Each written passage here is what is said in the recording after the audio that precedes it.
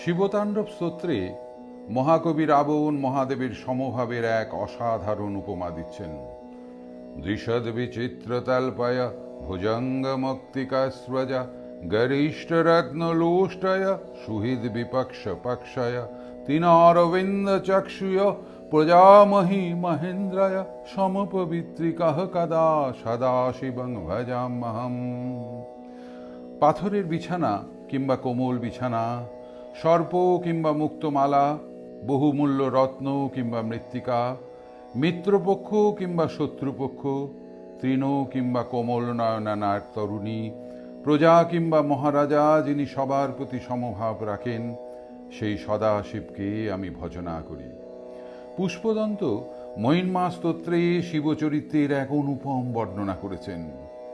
অসিতগিরি সমম স্যাৎ কজ্জলম সিন্ধু পাত্রে সুরতরবর শাখা লেখনী পাত্রমূর্বি লিখিতা যদি গৃহীত্বা স্বরদা সর্বকালম তথাপি তব গুণো নামিষ পারম ন জাতি।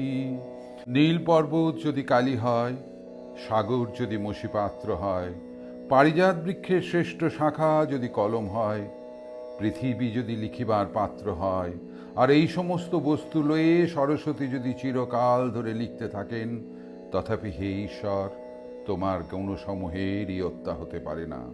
দক্ষিণেশ্বরে ঠাকুর একবার শিব মন্দিরে এই শ্লোকটি আবৃত্তি করতে করতে এক অপূর্বভাবে আত্মহারা হয়ে পড়লেন। হৃদয়ে যেন শিব মহিমা জ্বলন্ত হয়ে উঠল। বাহ্যজ্ঞানের হুঁশ গেল চলে। দরদর করে অশ্রুধারা পরিধানের কাপড় চোপড় ভিজিয়ে মেঝেতে পড়তে লাগলো। চিৎকার করে একটি কথা বারবার বলতে লাগলেন, মহাদেব গো, তোমার গুণের কথা আমি কেমন করে বলবো।